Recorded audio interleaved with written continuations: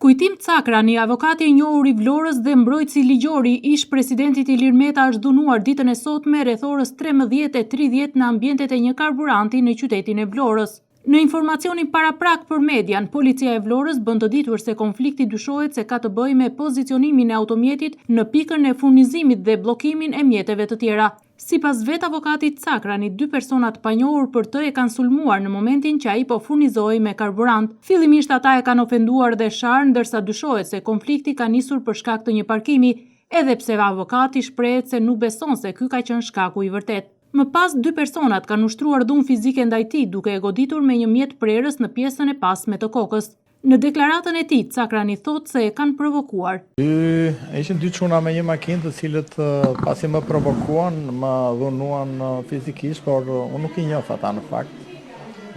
Edhe më goditën pas koke dhe unë nuk e pash, pra me njërin po bisedoja dhe tjetri më goditi pas koke. Ka ndodhur në hyrje të Vlorës, pra tek një karburant, aty te një pik karburanti. Isha duke furnizuar do kthesha në Tiranë në fakt, edhe kjo ishte, por nuk e kam ide. Po jo, erdhën aty provokuan edhe në fakt pastaj filluan me fjalë fyese, edhe kjo ishte gjithë debati.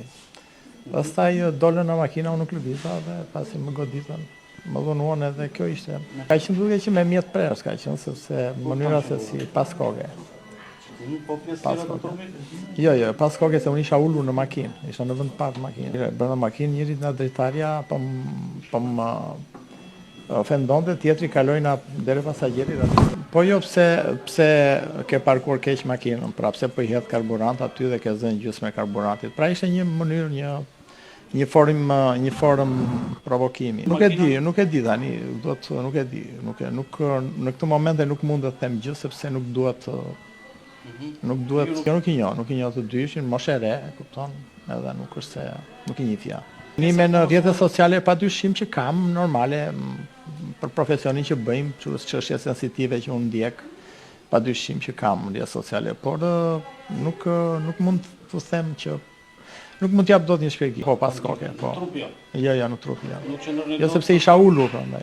Kam dhimbje dhe kam dhe marrje moshë. Si pasojë e këtij sulmi, Cakrani ka pësuar një frakturë të rëndë në pjesën e pasme të kokës dhe është transportuar me urgjencë në Spitalin Rajonal të Vlorës, ku ndodhet i shtruar në reanimacion.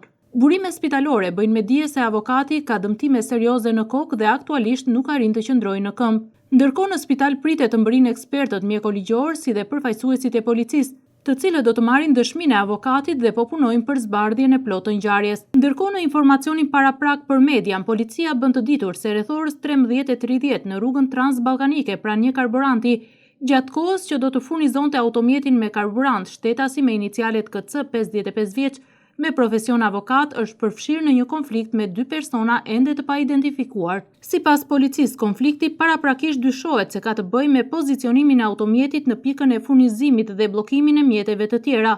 Konflikti është përshkallëzuar dhe 2 personat ende të paidentifikuar e kanë goditur fizikisht shtetasin me inicialet KC, i cili po merr ndihmë mjekësore në spital. Nga veprimet e para hetimore është bërë mundur identifikimi i automjetit me të cilin janë larguar të dy këta shtetas. Grupi hetimor në drejtimin e prokurorisë po punon për zbardhjen e plotë të rrethanave të kësaj ngjarje.